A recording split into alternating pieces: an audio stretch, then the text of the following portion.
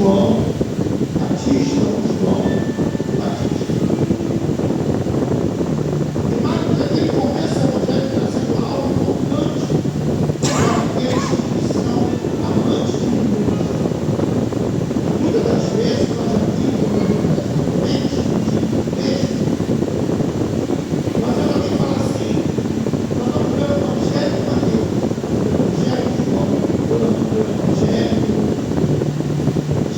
Lucas, de Marcos, todos os evangelhos são os evangelhos são biografias sobre a vida de Jesus. Então, o evangelho de Jesus, o evangelho que quer dizer boas novas. O evangelho de Jesus nada mais é do que boas novas da salvação. E Deus propôs, e no caso de João Marcos, ele começa esse evangelho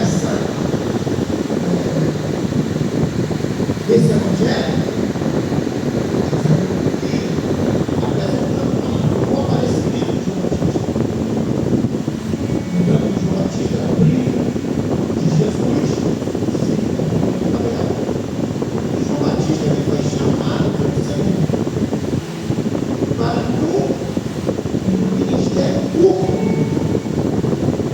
apregoar a vida do Senhor.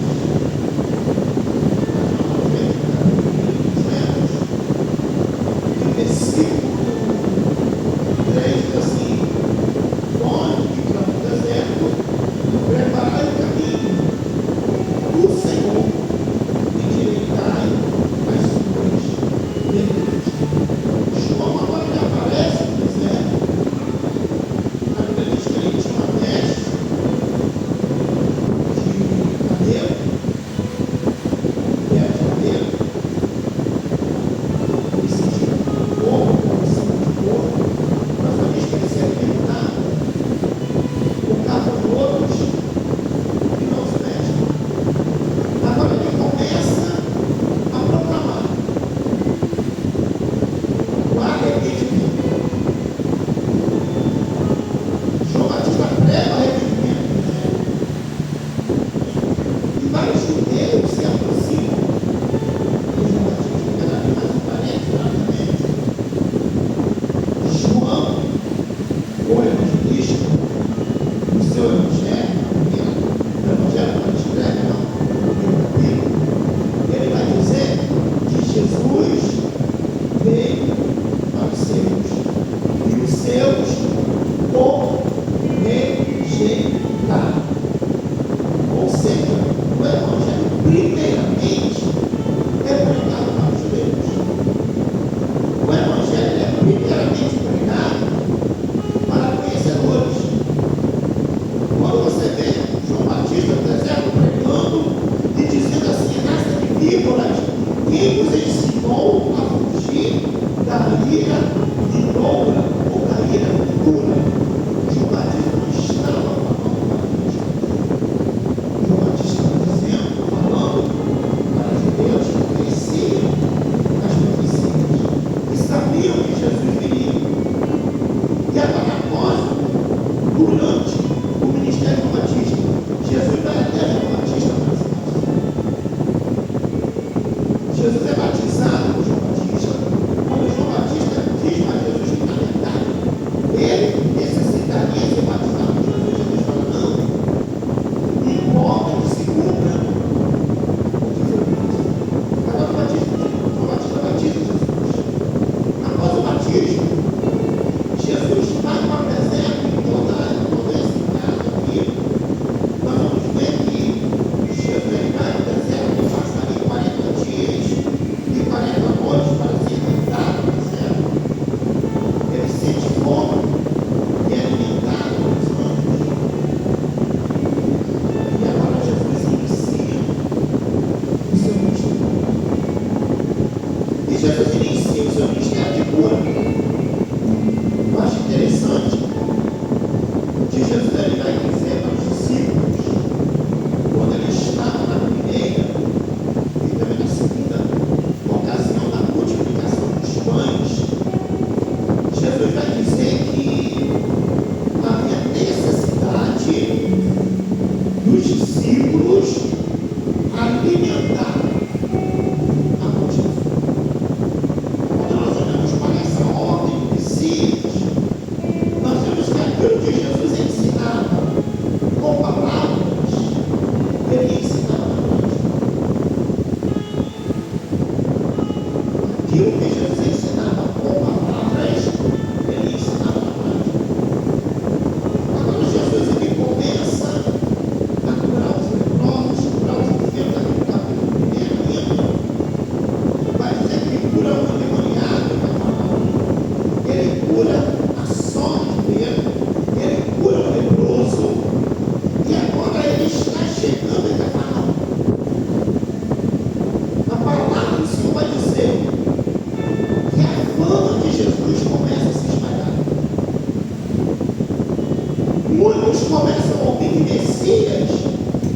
sabe o que está falando. E eu acho muito interessante que por onde Jesus andava, ele afastava multidões.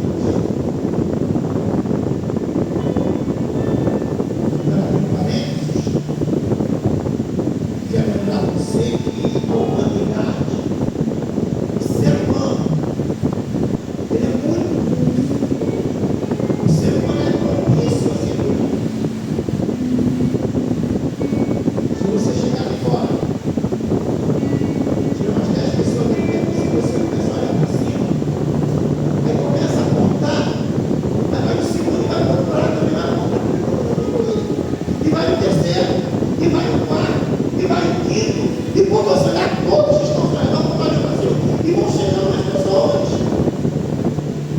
porque o ser humano é propício à curiosidade. Ainda que muitas vezes não seja referente àquilo que eles têm ouvido, não seja referente àquilo que eles precisam. E quando se fala de uma multidão, numa grande multidão, eu falo isso com muita frequência, havia aqueles que verdadeiramente seguiam Jesus. Eu falo sobre isso no domingo, sobre a igreja, sobre diminuir esse 50% da igreja. Eu não estou falando de cada congregação, estou falando da igreja, geral. A Bíblia relata que aproximadamente 50% são, e aproximadamente 50% são, mas como nós falamos no amigo João, eu encontraria aqueles que verdadeiramente procuram o Messias, seguem o Messias, porque entendem a mensagem do Messias, entendem o reino dos céus está próximo, está chegando, entendem que o Messias é o Filho de Deus. Muitos seguem a Jesus numa multidão porque querem ser salvos. Não é diferente do que muitos buscam ao Senhor porque buscam a salvação. Muitos buscam ao Senhor porque querem ser salvos. Mas numa grande multidão, nós vamos encontrar aqueles que buscavam ao Senhor porque queriam uma bênção. Queriam uma bênção. A palavra vai dizer que quando Pedro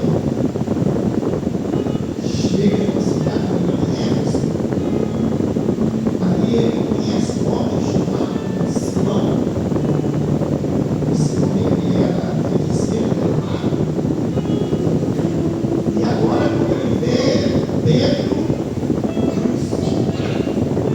conecta a fidelidade de Paulo, Pedro, impondo as mãos sobre as pessoas que já haviam recebido a Jesus como Salvador através da pregação de Apolo. E agora ele põe as mãos e aquelas pessoas são batizadas com o Espírito Santo. Aquele mago ele olha aqui, ele deve ter se convertido recentemente, mas ele ainda tinha uma natureza, ele fala assim, ele olha, ele deve ser interessante. Aí ele fala assim, isso aí pode me entender. Isso aí pode me entender. E agora ele pede a Pedro, oferece dinheiro a Pedro, para que Pedro lhe desse aquele dom. Ou lhe vendesse aquele dom, para que ele vendesse para as pessoas. O batismo do Espírito Santo. Então, no meio de uma multidão, existem pessoas que estão preocupadas em adquirir bênçãos. Hoje nós ouvimos com muita frequência, mas já é assim desde o princípio. Quantas vezes nós ouvimos falar de alguém que foi desmascarado, alguém que se dizia ser pastor, alguém que se dizia ser um homem de Deus, e agora ele está vendendo a grandeza de Deus. Quando Jesus ordena os discípulos, eu vou voltar para a palavra, quando Jesus ordena para os discípulos para ir de dois em dois, pregando o Evangelho da salvação, curando os enfermos, expulsando os demônios, Jesus termina essa frase dizendo: de graça recebeste, de graça dai. Eu vou abrir novamente diversos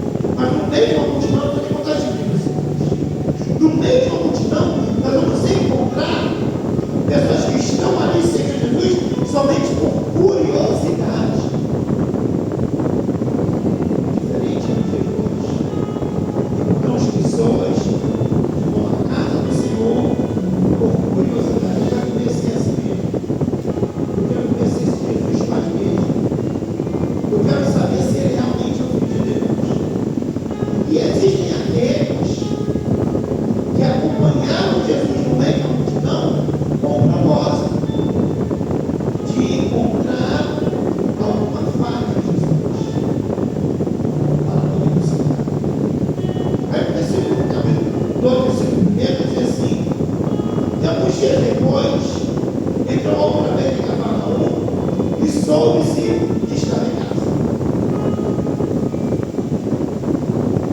E logo se ajuntaram tanto, ou seja, se ajuntou uma multidão tão grande, que nem ainda nos lugares junto à porta cabiam, e anunciava ali a palavra.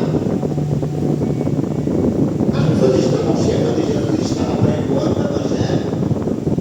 Jesus não estava preocupado com a quantidade que estava chegando. Jesus não estava preocupado se quem estava na multidão, se nós estávamos no coração puro ou não. Até porque Jesus, sendo Deus, ele é onisciente.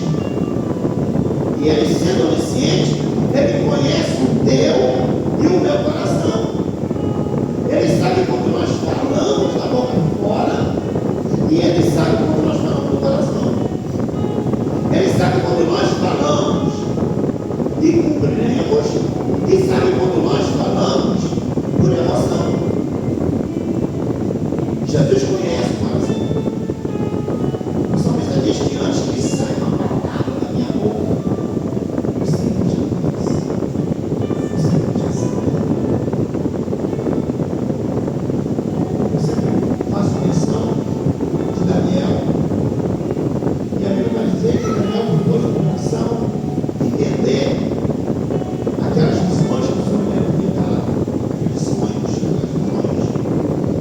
E a Bíblia vai dizer que Gabriel, quando aparece diante de Jesus, Gabriel vai falar perante Daniel, perdão, Gabriel vai falar para Daniel: homem amado, desde o momento em que você propôs no coração de entender o Senhor meu.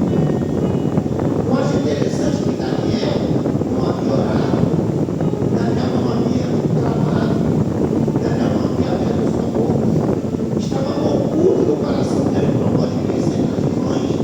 O Senhor também vai dar as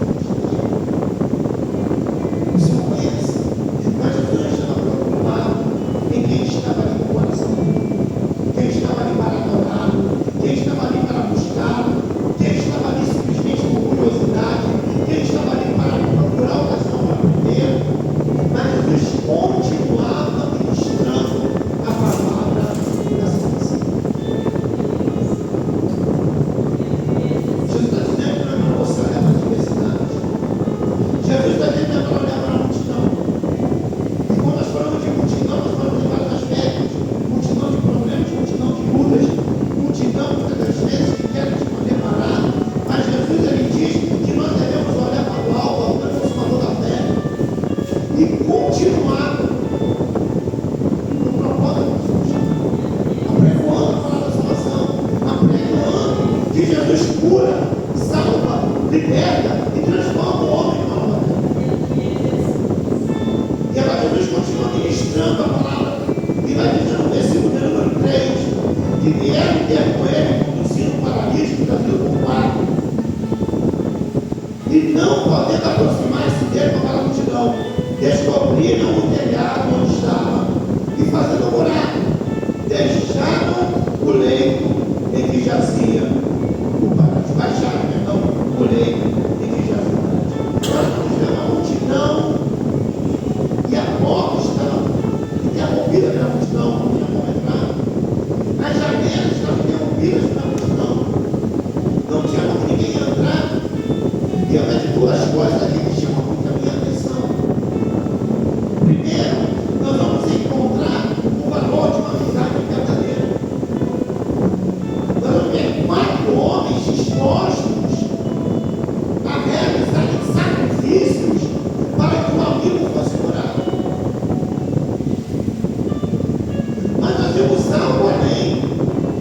Nós vemos que esses 4 homens, além de serem amigos dispostos a realizarem sacrifícios em prol do próximo, eles tinham uma coisa que nós vamos ter a cada momento. Eles tinham uma arma fundamental que nós nunca podemos perder. Talvez se fosse eu, se fosse você, quando chegasse naquela casa e encontrasse naquela multidão lá de fora, talvez eu olhasse e falasse: vamos voltar com o nosso amigo. Tem muita gente, não tem como passar, e ainda se passar, Jesus não vai dar atenção, porque tem uma multidão ao seu redor. Mas eles estão vendo. E agora os coisas que a fé é o fundamento que você espera. E a prova, é a certeza, é a convicção daquilo que não se vê. Eles tinham certeza, gente, que se chegassem até Jesus, aquele paralítico seria curado. Ninguém subiria no telhado carregando o homem, faria um buraco, o telhado desceria, se não tivesse certeza. Havia várias maneiras. Havia multidão, as portas fechadas por pessoas, aquelas fechadas por pessoas. Não cabia mais ninguém naquela casa. Prova disso que eles não desceram, só desceram o paralítico. Mas eles tinham certeza que quem estava dentro daquela casa era o Filho de Deus. Eles tinham certeza que no momento em que aquele amigo deles estivesse diante de Jesus, ele seria curado. Mas eu propus assim, de fé, deixar a nossa atenção. Nós vamos encontrar com o centurião de Cafarnaum, em Mateus capítulo 8, quando ele olha para Jesus e fala: Senhor, eu não sou digno de que entre debaixo do meu telhado, mas dize somente uma palavra e o meu criado será curado. Jesus vai para cima. Nós vamos ver uma fé sobrenatural quando aquela mulher com fluxo de sangue, ela propôs o seu coração e disse: se eu não somente tocar na orla das suas vestes, eu serei curado. Aquela mulher disse: opa, peraí, querido, eu quero te dizer uma coisa nessa noite. Não precisa Jesus te ver para te abençoar. Não precisa um discurso longo para Jesus te abençoar. Não precisa você tocar diretamente nele ou ele tocar diretamente em você. Mas basta eu tocar nas suas vestes. Não estou animado. Porque as palavras que Jesus, quando ele sente aquela mulher tocar nas suas vestes, ele olha para os discípulos e fala assim: quem me tocou? E os discípulos olham para Jesus e falam: mestre, a multidão te ouvia, você,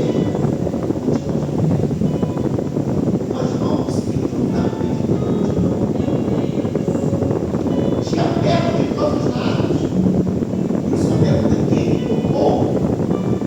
E a gente fala assim: eu quero falar com você. Alguém me tocou.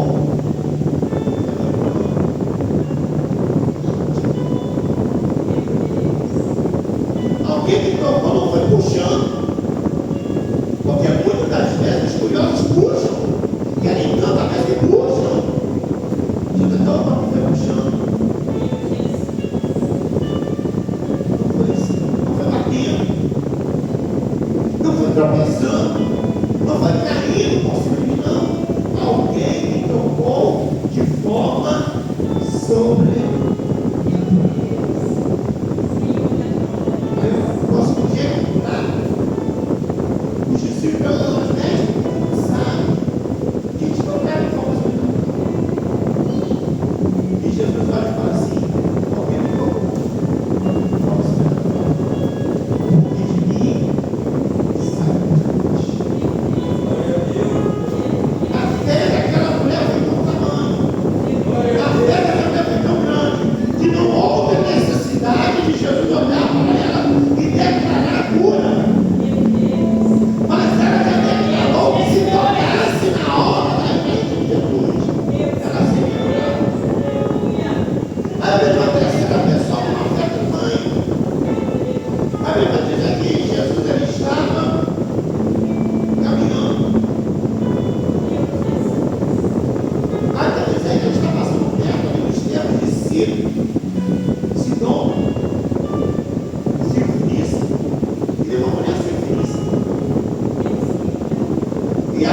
mulher, ela começa a clamar para Jesus ter misericórdia dela, que a filha dela estava em casa enferma, obviamente ela estava endemoniada.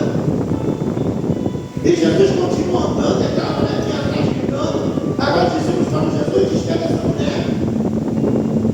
E ela está incomodando. E Jesus olha para aquela mulher e diz assim: olha, eu não disse não para os pedidos da casa. E aquela mulher olha para Jesus e fala: Senhor, mas os cachorrinhos também comem da carne da casa.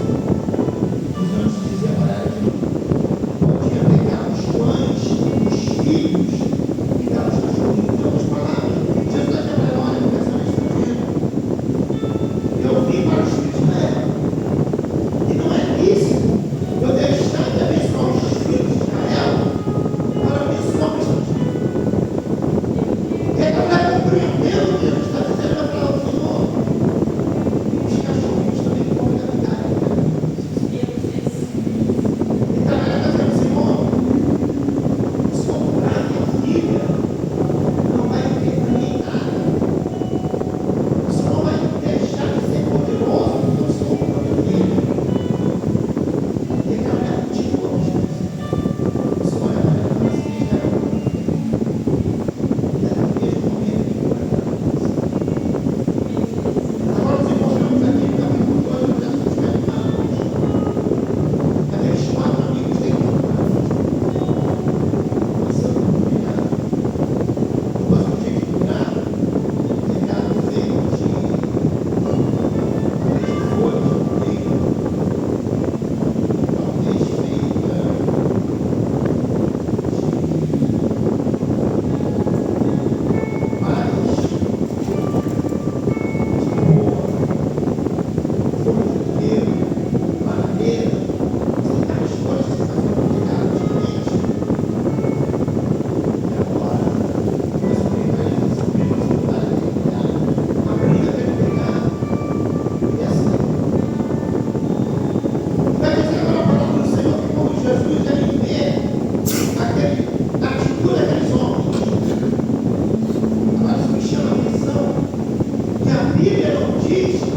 Jesus viu a fé do paralítico. A Bíblia não diz que Jesus olhou para o paralítico e falou assim: grande é a tua fé. Mas a Bíblia diz que Jesus, vendo a fé deles, diz ao paralítico: perdoados estão os teus pecados. E como nós falamos, na multidão havia alguns que queriam buscar ocasião para Jesus e ela se manifesta. E eles vão dizer entre eles: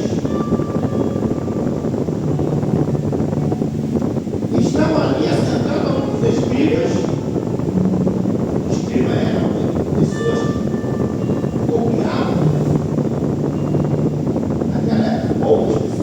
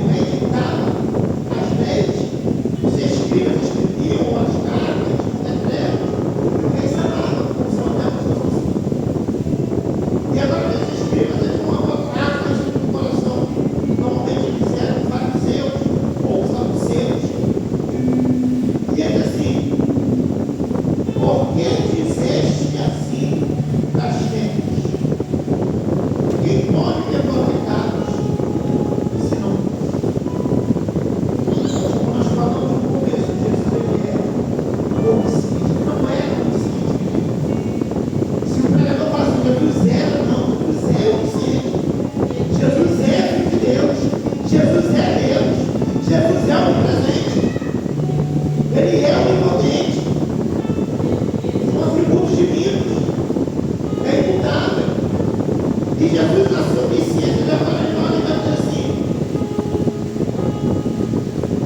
por que rasgais sobre essas coisas que nós somos?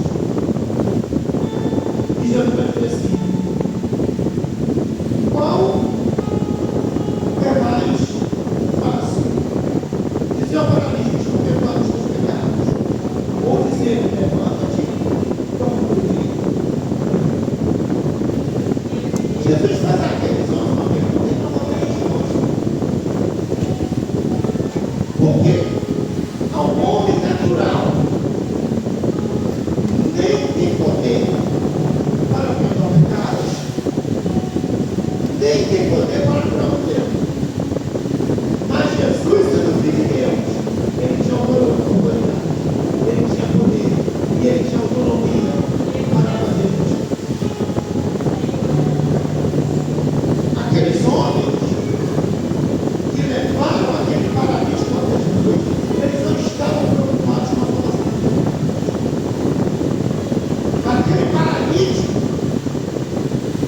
ao aceitar ir com aqueles homens até Jesus, ele não estava preocupado com a sua salvação. Eu acho interessante que muitas vezes nós não estamos bons porque queremos algo cristão. E muitas das vezes nós devemos dar vida cristã como o nosso coração. Como o nosso coração. Ferramenta, parênteses. Existem dois tipos de pessoas que buscam ao Senhor como a Cristo.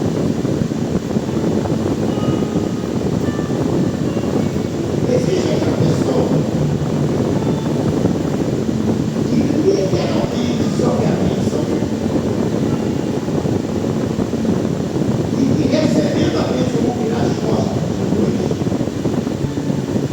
E existe aquela pessoa, muitos, vem para Jesus no momento de dor, no momento de adversidade, no momento de aflição, mas que ao receberem a bênção do Senhor, abre o coração. Eu tenho que a maioria das passagens que nós citamos sobre cura, a maioria das vezes as pessoas não estavam preocupadas ou interessadas na salvação. Eu não quero abrir parênteses. Todas as vezes que alguém se encontra com Jesus, e quando eu digo se encontrar com Jesus, eu estou dizendo encontrar literalmente. Quando eu encontrar com Jesus, eu estou dizendo encontrar com Jesus por completo. Toda vez que for um encontro completo, perfeito com Jesus, o Senhor completa. O Senhor não vai ficar. O Senhor não só vai ficar. O Senhor não só vai abrir a porta do Deus. Porque não foi para isso que o homem veio. Jesus é passado o filho do homem para buscar e salvar. A bênção, ela teve a consequência. Jesus poderia olhar para aquele paralítico e dizer assim: levanta, toma tua cama e anda. Ele iria levantar, iria tomar a tua cama e iria sair da casa. Espiritualmente falando,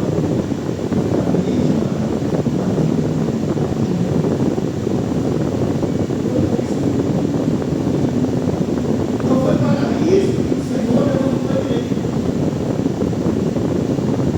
Como o Senhor lhe dá autoridade aos discípulos, ele vai dizer primeiramente para ir pregar em todas as cidades, ensinando, batizando.